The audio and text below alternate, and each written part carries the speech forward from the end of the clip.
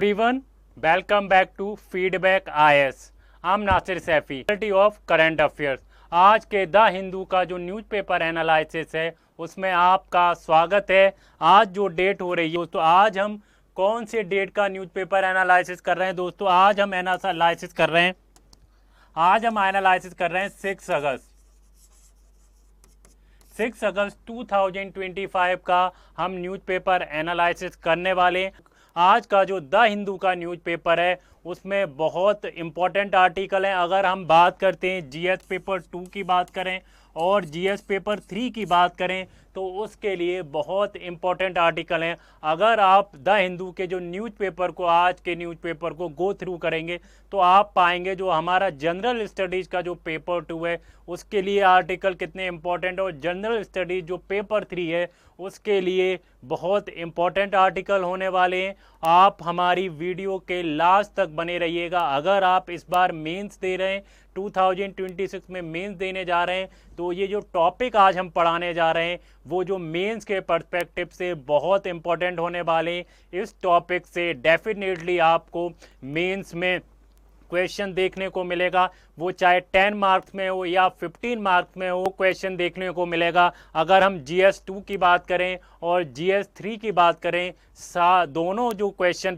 दोनों जो पेपर हैं जनरल स्टडीज़ के, वो आपको उसमें से कोई ना कोई क्वेश्चन देखने को मिलेगा। हम दोस्तों ये जो हमने कोर्स डिज़ाइन किया है करंट अफेयर्स एनालिसिस का, हमने ये खासकर किसके लिए डिज़ाइन किया? हमने जो सीरियस जो यूपीएससी एस्पिरेंट हैं उनके लिए इस कोर्स को डिज़ाइन किया है। उन्हीं के लिए जो अगर मेंस की तैयारी कर रहे हैं तो मेंस बहुत इंपॉर्टेंट क्लास है और प्रीलिम्स के लिए भी बहुत इंपॉर्टेंट है। अगर आप 2026 का प्रीलिम्स देने जा रहे हैं तो प्रीलिम्स के लिए भी करंट अफेयर जो होता है बहुत इंपॉर्टेंट हो जाता है। दोस्तों हम इधर उधर की जो न्यूज़ है वो नहीं पढ़ाते, हम जो एग्ज़ाम में पूछा जाएगा हम वही पढ़ाते हैं। जो प्रीलिम्स में आना है, जो मेंस में आना है, वो वही हम पढ़ाने की कोशिश करते हैं। हम इधर उधर की न्यूज़ नहीं रखते। तो हम जो आज के जो द हिंदू का जो न्यूज़पेपर एनालिसिस है उसके जो मोस्ट इंपॉर्टेंट आर्टिकल है देख लेते हैं। आज के जो मोस्ट इंपॉर्टेंट आर्टिकल कौन कौन से दोस्तों, बहुत क्विकली देखेंगे आज के जो मोस्ट इंपॉर्टेंट आर्टिकल कौन से। दोस्तों आज हो रही है 6 अगस्त 2025। तो दोस्तों जब भी मैं द हिंदू का न्यूज़पेपर एनालिसिस करता हूं तो मैं आपको इंडेक्स दिखाता हूं। इससे आपको पता चल जाता है कि आज कौन कौन से आर्टिकल इंपॉर्टेंट होने वाले हैं, जिससे आपका इंटरेस्ट बने कि हम आज कौन से आर्टिकल पढ़ने वाले हैं। अगर हम दोस्तों फ्लैश फ्लड की बात करें, फ्लैश फ्लड इन उत्तराखंड में क्या हुआ है दोस्तों? फ्लैश फ्लड आया है। हम इसके रीजन जानने की कोशिश करेंगे और ये हिमालयन में वल्नरेबिलिटी है उसको भी देखेंगे और हम समझने की कोशिश करेंगे दोस्तों इसका कारण क्या है, और हम फ्लैश फ्लड को भी समझेंगे, व्हाट इज फ्लैश फ्लड। और दोस्तों ये जो टॉपिक है वो जीएस पेपर 1 के लिए बहुत इंपॉर्टेंट हो जाता है। एक तो जीएस पेपर 1 के लिए बहुत इंपॉर्टेंट है जो ज्योग्राफी वाला जो पार्ट है जीएस पेपर, और ये दोस्तों जीएस पेपर जो 3 है उसके लिए भी बहुत इंपॉर्टेंट हो जाता है। जो डिजास्टर मैनेजमेंट वाला जो पार्ट है जीएस पेपर 3 में, उसके लिए ये टॉपिक बहुत इंपॉर्टेंट हो जाता है। आप इस टॉपिक को स्किप मत करिएगा अगर आप यूपीएससी का मेंस देने जा रहे हैं इस साल, तो ये टॉपिक बहुत इंपॉर्टेंट हो जाता है। अगर हम दूसरे आर्टिकल की तरफ पढ़ें तो दोस्तों दूसरा आर्टिकल क्या है? दूसरा आर्टिकल मोस्ट इंपॉर्टेंट आर्टिकल है। सुप्रीम कोर्ट ने क्या किया है? Centre opposite the lowering age of the consent. जो पॉस्को एक्ट में जो एज प्रोवाइड की गई है तो उसको लोअर करने की बात चल रही थी, लेकिन जो सेंट्रल गवर्नमेंट ने उसको डिनाइड कर दिया है। POCSO act under the legal and ethical scrutiny in SC. तो दोस्तों ये जो टॉपिक है वो कौन से पेपर के लिए इंपॉर्टेंट हो जाता है? ये जो टॉपिक है दोस्तों, ये जीएस पेपर जो 2 है, जीएस पेपर 2 है उसके लिए बहुत इंपॉर्टेंट है। जीएस पेपर 2 के लिए बहुत इंपॉर्टेंट है। अगर हम तीसरा आर्टिकल देखें दोस्तों, तीसरा आर्टिकल बहुत इंपॉर्टेंट है। जैसे दोस्तों मैंने आपको पीएमएलए जो 2002 है, जो PMLA prevention money laundering act 2002 है, उसके बारे में मैंने आपको ब्रीफ में बताया था कि उसके अंदर जो दो सेक्शन है उसके अंदर कौन कौन से सेक्शन दोस्तों। अगर हम सेक्शन 50 की बात करें, अगर हम सेक्शन 50 की बात करें और सेक्शन 63 की बात करें तो वो क्या कर रहे हैं दोस्तों, बहुत से लोग कह रहे हैं अनकॉन्स्टिट्यूशनल है। अनकॉन्स्टिट्यूशनल क्यों है? क्योंकि जो हमारा फंडामेंटल राइट है, right to incrimination, article 20 clause 3 में मेंशन है राइट टू इनक्रिमिनेशन, उसको क्या कर रहा है तो हम वो भी समझने की कोशिश करेंगे।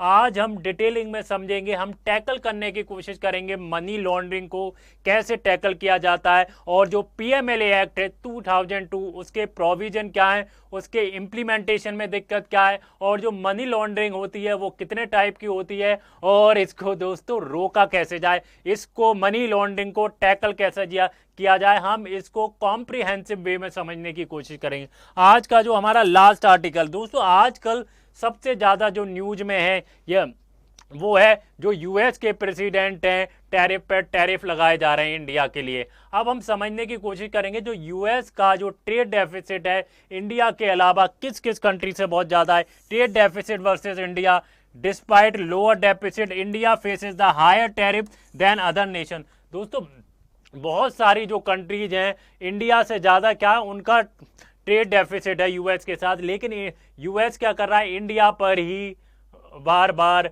हायर टैरिफ लगाया जा रहा है। चलिए पहले आर्टिकल की तरफ बढ़ते हैं। हमारा दोस्तों पहला आर्टिकल क्या है, पहले आर्टिकल की तरफ बढ़ते हैं।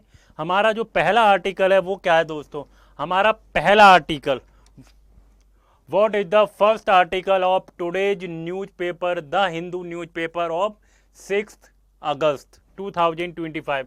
तो पहला आर्टिकल क्या है दोस्तों, उत्तराखंड में क्या हुआ है, फ्लैश फ्लड आया है। हम ये समझने की कोशिश करेंगे व्हाट इज फ्लैश फ्लड, और हिमालय रीजन में ही इतने फ्लैश फ्लड क्यों आते हैं, उसका रीजन क्या है, तो सारी चीज़ें हम समझेंगे। पहले ये समझते हैं कि फ्लैश फ्लड कहाँ आया उत्तराखंड में। अगर हम लोकेशन की बात करें दोस्तों, धराली उत्तरकाशी डिस्ट्रिक्ट है, एक धराली जगह है जो उत्तरकाशी डिस्ट्रिक्ट में है, और जो एलिवेशन है दोस्तों, जो सी लेवल से कितनी एलिवेशन है, सी लेवल से 8600 फुट, 8600 फुट सी लेवल से वहां पर क्या आया दोस्तों, फ्लैश फ्लड आया। रिवर कौन सी है दोस्तों, खीर गंगा रिवर। कौन सी है दोस्तों, खीर गंगा रिवर है, वहां पर फ्लैश फ्लड आया है। कैजुअलिटी कितने हुई है दोस्तों, कितने लोग मर गए, कितने लोगों को इंजरी हुई है, आप मुझे कमेंट में बताइए दोस्तों। फ्लैश फ्लड जो आता है उससे कैजुअलिटी बहुत होती है और बहुत सारे लोग मर जाते हैं। 4 लोग की मौत हो गई है और 60 से 70 लोग मिसिंग हैं या ट्रैप्ड हैं, मिल ही नहीं रहे। अगर हम दोस्तों इंस्टीट्यूशन की बात करें, कौन कौन से इंस्टीट्यूशन इन्वॉल्व है, आर्मी इन्वॉल्व है, आईटीबीपी इन्वॉल्व है। कौन कौन इन्वॉल्व है, आर्मी इन्वॉल्व है इसमें, आईटीबीपी इन्वॉल्व है, और दोस्तों जो एसडीआरएफ की टीम होती है, स्टेट डिजास्टर रेस्पॉन्स फोर्स है, वो भी इसके अंदर क्या है दोस्तों, इन्वॉल्व हैं। अदर अफेक्टेड एरियाज कौन से हैं दोस्तों, जो हर्सिल हेलीपैड एरिया है, सुक्की टॉप, वो भी क्या है दोस्तों, अफेक्ट हुआ है। तो एडमिनिस्ट्रेटिव मेजर्स क्या लिए गए, दिया गया, स्कूल्स को शट डाउन कर दिया गया, और रिलीफ कैंप क्या है दोस्तों, रिलीफ कैंप को सेटअप किया गया है। किस चीज को, जो रिलीफ कैंप है उसको क्या किया गया है, रिलीफ कैंप को सेटअप किया गया है। Hospital put on emergency alert, trekking permits को, जो ट्रैकिंग परमिट्स है दोस्तों उसको कैंसिल कर दिया गया है। टॉपिक है दोस्तों, मैंने जैसे बताया ये टॉपिक तो जीएच पेपर 1 के लिए इंपॉर्टेंट हो जाता है, और ये दोस्तों जीएच पेपर 3 के लिए बहुत इंपॉर्टेंट टॉपिक है। आपको मेंस में एक क्वेश्चन जरूर देखने को मिलेगा इसमें से। अब हम दोस्तों इसका मैप देख लेते हैं, हम मैप देखने की कोशिश करते हैं। दोस्तों ये है उत्तराकाशी, यहाँ पर क्या आया है दोस्तों, यहाँ पर फ्लैश फ्लड आया है। अब हम ये समझने की कोशिश करेंगे what is flash flood. Flash flood क्या होता है, आपने फ्लड तो सुना होगा, लेकिन जो फ्लैश फ्लड होता है, what is the flash flood, वो होता है जो इंटेंस और बहुत सडन होता है और बहुत शॉर्ट पीरियड में आता है। कब आता है दोस्तों, या तो दोस्तों पुअर ड्रेनेज हो या क्लाउड बर्स्ट हुआ हो, उसके बाद शॉर्ट पीरियड में बहुत तेज बारिश होने की वजह से क्या होता है, फ्लैश फ्लड आता है। स्टीप टेरेन हो और या क्लाउड बर्स्ट के बाद क्या होता है, बहुत तेज बारिश होने की वजह से और बहुत शॉर्ट पीरियड में, मान लीजिए ड्यूरिंग द 6 आवर में बहुत तेज बारिश हो, तो उससे क्या आ जाता है, उससे उससे क्या होता है दोस्तों, फ्लैश फ्लड्स आ जाता है। दोस्तों ये समझने की कोशिश करेंगे जो हिमालयन स्टेट्स हैं, तो दोस्तों वहाँ पर ही फ्लैश फ्लड्स क्यों आते हैं, वो हिमालयन जो स्टेट्स हैं वो क्यों वल्नरेबल हैं फ्लैश फ्लड के लिए। तो दोस्तों सबसे बड़ा रीजन क्या है जी, तो सबसे बड़ा रीजन क्या है दोस्तों, फ्रेजाइल जियोलॉजी।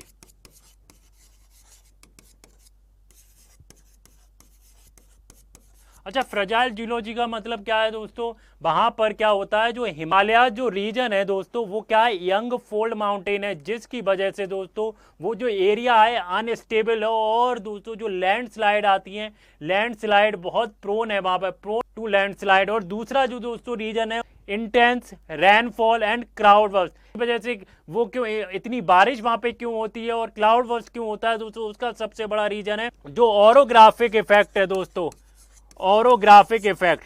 ऑरोग्राफिक इफेक्ट की वजह से इंटेंस रेन होती है, और इफेक्ट की वजह से सडन रेन होती है और लोकलाइज्ड हैवी रेन होती है। और तीसरा सबसे बड़ा रीजन है दोस्तों, जो लेक हैं वो मेल्ट हो रहे हैं और लेक आउटबर्स्ट फ्लड आते हैं उसकी वजह से, बिकॉज क्योंकि ग्लोबल वार्मिंग की वजह से क्या हो रहे हैं, ग्लेशियर मेल्ट हो रहे हैं, जिसकी वजह से क्या होता है, फ्लैश फ्लड आता है। डिफॉरेस्टेशन एंड कंस्ट्रक्शन की वजह से भी फ्लैश फ्लड आते हैं। अगर हम क्लाइमेट चेंज की बात करें तो एक क्लाइमेट चेंज भी बहुत बड़ा रीजन है दोस्तों। नेक्स्ट आर्टिकल की तरफ बढ़ते हैं दोस्तों। अगर दोस्तों लीजिए कि जो दो लोग हैं रिलेशनशिप में हैं, लेकिन उनकी एज क्या है, 17 ईयर्स ओल्ड हैं, क्या वो क्रिमिनल कंसीडर किए जाएंगे इंडियन लॉ में। अगर हम इंडियन लॉ की बात करते हैं तो इंडियन लॉ में क्या जो दो लोग हैं वो क्रिमिनल कंसीडर किए जाएंगे, हम यही समझने की कोशिश करेंगे। हमारा जो नेक्स्ट आर्टिकल है वो दोस्तों वो क्या है, हमारा नेक्स्ट आर्टिकल है centre oppose the lowering age supreme court hearing and POCSO act debate. POCSO act के अंदर कितनी एज डिफाइन की गई है दोस्तों, 18 ईयर्स ओल्ड। कितनी, 18 ईयर्स ओल्ड की जो एज है वो डिफाइन की गई है। लेकिन अगर उससे कम एज होती है तो उनको क्या कंसीडर किया जाएगा, क्रिमिनलाइज कंसीडर किया जाएगा। तो सेंटर क्या कह रही है, सेंटर का स्टैंड क्या है, no change age of consent. कोई भी मान लीजिए दो लोग रिलेशनशिप में, और अगर हम एज ऑफ कंसेंट की बात करते हैं तो वो कितनी है दोस्तों, 18 ईयर है। अगर हम रिड्यूसिंग एज में भी lead the right trafficking grooming and abuse, अगर एज को लोअर किया जाता है तो क्या हो सकता है दोस्तों, इसके इम्पैक्ट क्या पड़ सकते हैं, ट्रैफिकिंग राइज हो सकती है, ग्रूमिंग बढ़ सकती है, और जो अब्यूज है वो इंक्रीज हो सकता है। 2007 में WCD की स्टडी हुई, उसमें 53 चिल्ड्रन रिपोर्टेड सेक्सुअल अब्यूज और 50% of abuser were trusted individual. अगर हम काउंटर आर्गूमेंट की बात करें दोस्तों, जो लोअर एज है वो क्यों होनी चाहिए, वो उसका काउंटर आर्गूमेंट क्या है दोस्तों, seeks close in age exception for conceptual activity between the teen. अगर हम 16 से 18 के बीच की बात करें, अगर 16 से 18 के बीच कोई कंसेंट देता है तो उसको क्या किया जाएगा, क्रिमिनलाइज माना जाएगा। अगर 18 के एज से नीचे अगर कंसेंट देता है तो उसको क्रिमिनलाइज किया जाएगा। अगर हम क्रिमिनलाइज सच एक्ट में be lead over criminalisation of adolescent proposes more nuanced legal interpretation of POCSO act. Topic है दोस्तों, अगर हम जीएस पेपर 2 की बात करें उसके लिए इंपॉर्टेंट है। और ये दोस्तों ये क्या है, ये जो जीएस पेपर 4 है इथिक्स के लिए ये एक केस स्टडी बनती है, तो इस टॉपिक को बिल्कुल भी स्किप मत कीजिएगा क्योंकि ये टॉपिक बहुत इंपॉर्टेंट है जीएस पेपर 4 के लिए। लॉ मेकिंग में क्या होना चाहिए दोस्तों, बैलेंस होना चाहिए, अंदर इथिक्स होना चाहिए। हम जो भी पार्लियामेंट में जो भी लॉ बने वो दोस्तों इथिक बेस्ड हो, एम्पैथी होना चाहिए लॉ में, और दोस्तों एविडेंस होना चाहिए, और एविडेंस होना चाहिए। चलिए आगे बढ़ते हैं नेक्स्ट आर्टिकल की तरफ। हमारा आज का नेक्स्ट आर्टिकल क्या है, tackling the money laundering act. Tackling the money laundering act in India. अच्छा आप मुझे ये बताइए मनी लॉन्ड्रिंग क्या है दोस्तों, समझने की कोशिश करते हैं व्हाट इज मनी लॉन्ड्रिंग। तो मनी लॉन्ड्रिंग क्या है, मनी लॉन्ड्रिंग है इलीगल तरीके से पैसे कमाए, इलीगल तरीके से आपने पैसे अर्न किए, इलीगल तरीके से पैसे अर्न किए। हाइडिंग अ ब्लैक मनी, आपने इलीगल तरीके से पैसे को अर्न किया लेकिन उसको आपने सामने दिखाया कि ये लीगल मनी है, ये मेरे जो प्रॉफिट कमाया, लीजिए अज्यूम कर लीजिए एक व्यक्ति ने क्या की, चोरी की। अब चोरी करने के बाद क्या कहा, चोरी करने के बाद एक शॉप पे गया तो उसने बहुत सारा सामान खरीद लिया, लेकिन शॉप वाले को दिखाया कि ये जो मेरी मनी है वो प्रॉफिट मनी है। उसको क्या पता कि ये इलीगल मनी है। इलीगल मनी को एकदम क्लीन मनी दिखाना या वाइट मनी दिखाना है, उसको क्या बोलते हैं दोस्तों, उसको मनी लॉन्ड्रिंग बोलते हैं। Section 3 of the PMLA act में ये डिफाइन की गई है 2002 का जो पीएमएलए एक्ट है उसमें क्या किया गया है दोस्तों, डिफाइन किया गया है। और इट इन्वॉल्व द कंसीलिंग और disguising illegal obtained money and presenting is a legitimate. और इस मनी को ऐसे प्रेजेंट किया जाता है जैसे ये मनी लेजिटिमेट हो, क्लीन हो, तो दोस्तों लेजिटिमेट हो और क्लीन मनी हो, और ये जो मनी हो दोस्तों वाइट मनी हो, ब्लैक मनी ना हो, ऐसे इसको प्रेजेंट किया जाता है। आगे हम समझने की कोशिश करते हैं कितने टाइप के जो मनी लॉन्ड्रिंग होते हैं, मनी लॉन्ड्रिंग कितनी टाइप की होती है। अगर हम मनी लॉन्ड्रिंग की बात करें दोस्तों, प्लेसमेंट की बात करें, प्लेसमेंट क्या है दोस्तों, ब्लैक मनी जो है वो क्या की जाती है, जो फाइनेंशियली सिस्टम है उसमें पुट की जाती है। जो ब्लैक मनी है या इलीगल मनी है जो फाइनेंशियली जो सिस्टम होता है उसमें पुट की जाती है। मान लीजिए जो स्मॉल बैंक है उसके अंदर क्या किया जाता है, मनी को डिपॉजिट किया जाता है और उस मनी से क्या किया जाता है दोस्तों, गोल्ड को बाय किया जाता है। लेयरिंग की समझने की कोशिश करें तो दोस्तों जो मनी होती है कि जैसे इलीगल मनी है या ब्लैक मनी है, इसको कैसे हाइड करना है, हाइड ट्रेल करना है। जैसे मान लीजिए शेल कंपनी बना दी आपने, आप क्रिप्टो करेंसी में इन्वेस्ट कर दिया, आपने फेक लोन दिखा दिए, तो उसको क्या करना पड़ता है, हाइडिंग द सोर्स विया मल्टीपल ट्रांजेक्शन और इन्वेस्टमेंट। आपने शेल कंपनी बना दी, मान लिए मॉरिशस में आपने शेल कंपनी बना दी, आपने फेक लोन दिखा दिए और आपने क्या किया दोस्तों, क्रिप्टो करेंसी में, आपने क्रिप्टो करेंसी में इन्वेस्ट कर दिया। तो सोर्स को क्या करना है दोस्तों, सोर्स को मैनिपुलेट करना और ब्लैक मनी और इलीगल मनी को क्या है दोस्तों, आपको हाइड करना। हमारा जो तीसरा जो स्टेज होता है जो मनी लॉन्ड्रिंग का, वो होता है इंटीग्रेशन, इकोनॉमी में इंटीग्रेशन करना। आप कैसे इंटीग्रेशन करेंगे, री introduction the clean looking money into the economy. क्या करते हैं दोस्तों हमने होटल खरीद लिया और जो रियल एस्टेट बिजनेस है उसमें इन्वेस्ट कर दिया और ऐसे दिखाया ये जो इलीगल मनी है दोस्तों वो कैसी है, और ये इलीगल मनी है वो कैसी शो करती है, ये वाइट मनी है, ये क्लीन मनी है और ये इसमें बिल्कुल भी लॉन्ड्रिंग नहीं हुई है। तो ये 3 लेयर होती हैं दोस्तों, मैंने जैसे बताया मनी लॉन्ड्रिंग की, पहला प्लेसमेंट होता है, फिर लेयरिंग की जाती है, फिर इंटीग्रेशन किया जाता है, फिर क्या किया जाता है, फिर इंटीग्रेशन किया जाता है मनी लॉन्ड्रिंग का। तो मैंने आपको 3 स्टेजेस समझाने की कोशिश की है।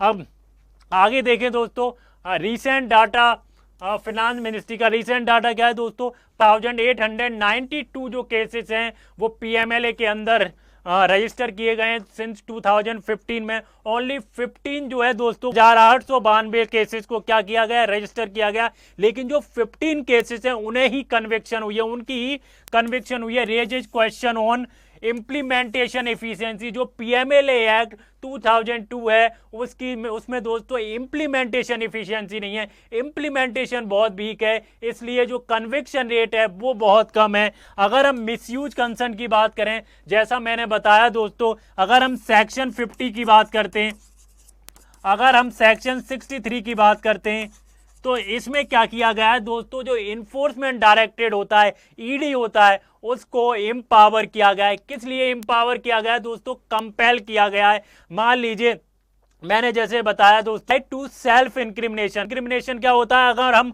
आर्टिकल देखें, आर्टिकल 20 क्लॉज, अगर हम आर्टिकल 20 क्लॉज 3 देखें तो उसके अंदर क्या है दोस्तों, उसके अंदर मेंशन किया गया है कि कोई भी इंसान से, चाहे कोई भी व्यक्ति से, उसे ना कंपेल किया जा सकता है, ना मजबूर किया जा सकता है, ना टॉर्चर किया जा सकता है कि उसे खुद उसको गवाह बनाया जाए या उससे कबूला जाए कि तू भी पर्सन को बिल्कुल मजबूर नहीं किया जा सकता। लेकिन जो सेक्शन 50 है वो ईडी को एम्पावर देता है कि वो क्या कर सकता है, स्टेटमेंट रिकॉर्ड करा सकता है और उसको मजबूर कर सकता है कि क्या करने के लिए दोस्तों, विटनेस बनने के लिए।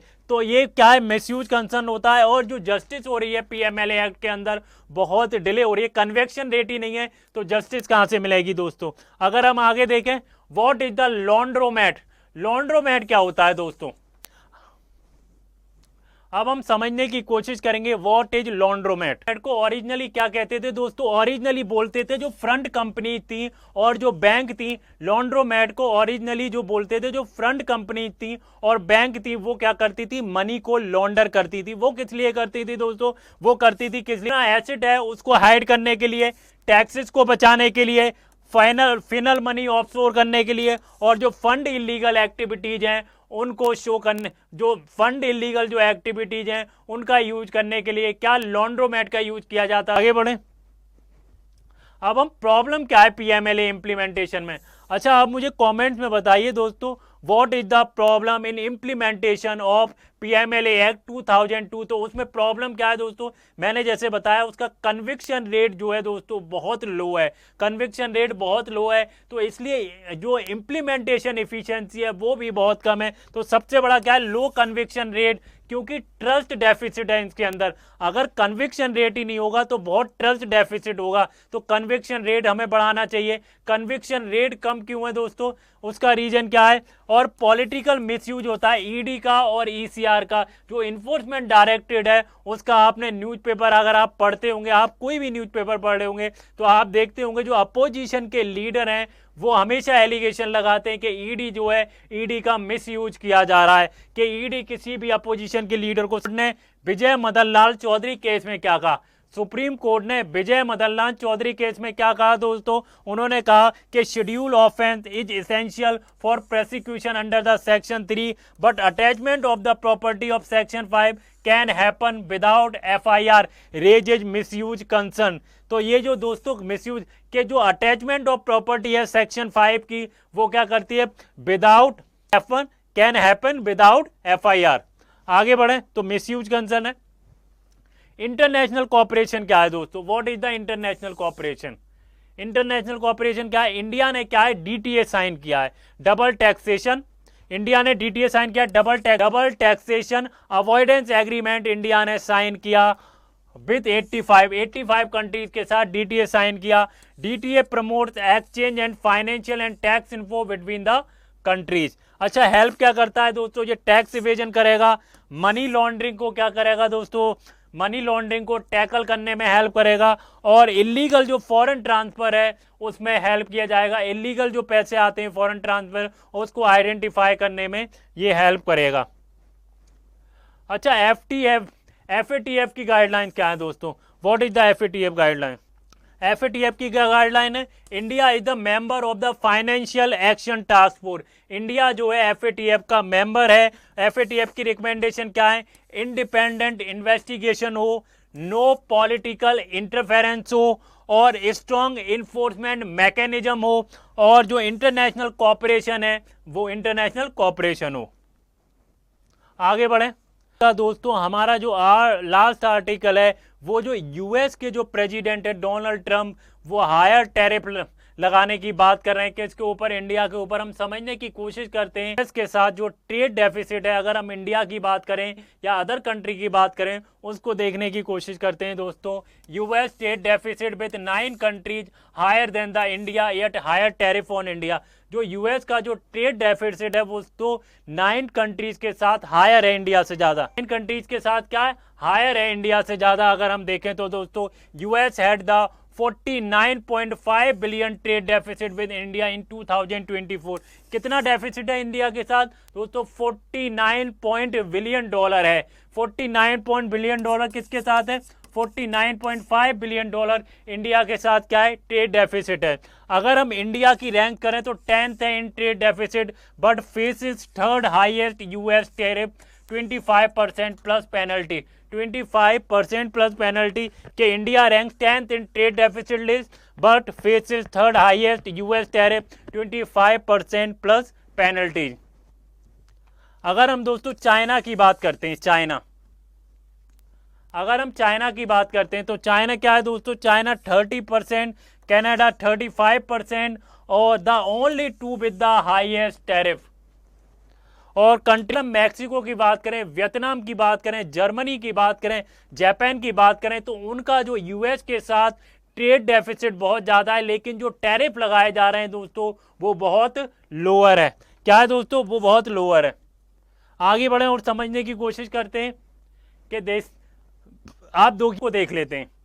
अब हम इस मैप को देखते हैं, हम इस मैप में समझने की कोशिश करेंगे कौन कौन सी कंट्री के साथ लोअर टैरिफ है हायर डेफिसिट होते हुए। अगर दोस्तों हम देखो जर्मनी की बात करेंगे, अगर जर्मनी की बात करते हैं तो जर्मनी के साथ इन यूएस का जो ट्रेड डेफिसिट है वो कितना है दोस्तों, 120 बिलियन डॉलर पहुंच जाता है। और इंडिया का कितना है दोस्तों, 49.5 बिलियन डॉलर का डेफिसिट है, लेकिन उसका टैरिफ कितना लग रहा है दोस्तों, 25%। अगर हम जर्मनी की बात करते हैं तो जर्मनी का मुश्किल से हार्डली 50% टैरिफ लगाया जा रहा है उस पर। अगर हम आयरलैंड की बात करते हैं दोस्तों, आयरलैंड का भी 120 बिलियन डॉलर का क्या है, डेफिसिट है, लेकिन उस पर टैरिफ कितना लगाया जा रहा है, 15 to 16%। अगर हम जापान की बात करते हैं तो दोस्तों जापान का कितना है, 80 से 90%, 80 बिलियन डॉलर से ज्यादा क्या है, 80 बिलियन डॉलर से ज्यादा क्या है, ट्रेड डेफिसिट है, लेकिन उसके ऊपर जो टैरिफ लग रहा है दोस्तों वो कितना है,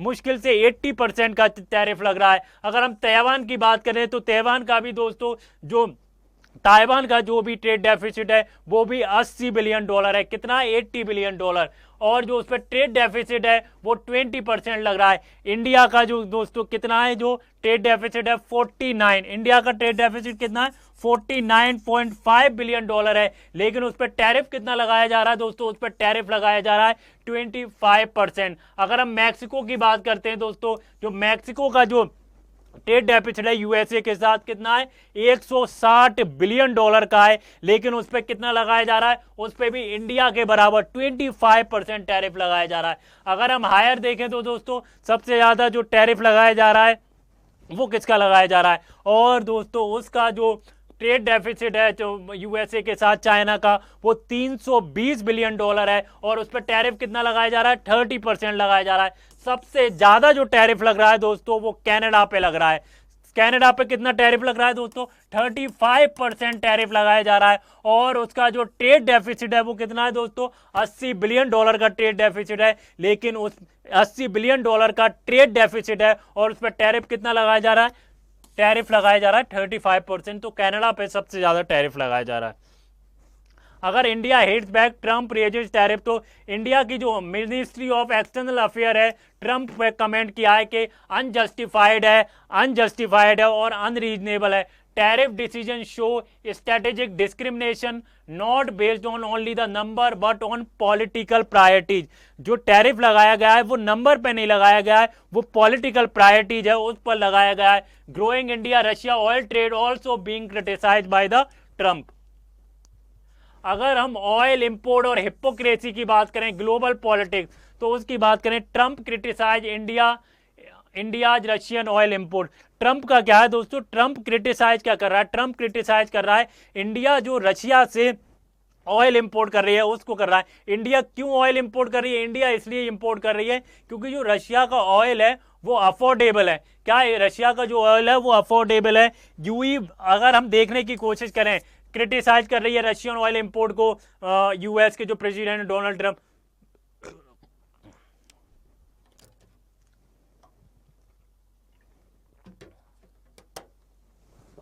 लेकिन अब समझने की कोशिश करते हैं दोस्तों, जो यूरोपियन यूनियन है अगर हम उसकी बात करें तो 50% जो एलएनजी है वो रशिया से खरीद रहा है। कौन, यूरोपियन यूनियन। अगर हम चाइना की बात करें, जापान की बात करें, चाइना क्या कर रहा है, 21% जो ऑयल इंपोर्ट कर रहा है वो कहां से कर रहा है, रशिया से कर रहा है। जापान की बात करें तो 80% जो ऑयल है कहां से इंपोर्ट कर रहा है, 80% जो ऑयल है कहां से इंपोर्ट कर रहा है, रशिया से इंपोर्ट कर रहा है। लेकिन इनके ऊपर कोई टैरिफ नहीं है ऑलरेडी। जापान के ऊपर दोस्तों कितना है, जापान के ऊपर कितना लग रहा है, 18% का टैरिफ लग रहा है, और डेफिसिट कितना है दोस्तों, 80 से 90 बिलियन डॉलर का डेफिसिट है। अगर हम जापान की बात करें 80 से 19 बिलियन डॉलर का क्या है, डेफिसिट है यूएस के साथ, लेकिन उनका टैरिफ कितना है दोस्तों, जापान का 80% का टैरिफ लग रहा है। तो दोस्तों ये बहुत अनजस्टिफाइड है, ये पॉलिटिकल मिसयूज कर रहा है डोनाल्ड ट्रंप। अगर इंडिया ओनली 38% और crude but it's being targeted, India is being targeted by the USA president Donald Trump. आगे देखें तो दोस्तों ये मेरा वीडियो था, ये द हिंदू न्यूज़पेपर का एनालिसिस था 6 अगस्त का। अगर दोस्तों आपको मेरा वीडियो पसंद आया हो तो इसे लाइक करें, शेयर करें और कमेंट्स में ज़रूर बताएं आपको हमारा वीडियो कैसा लगा। तो stay happy, stay learning. Thank you guys, bye bye.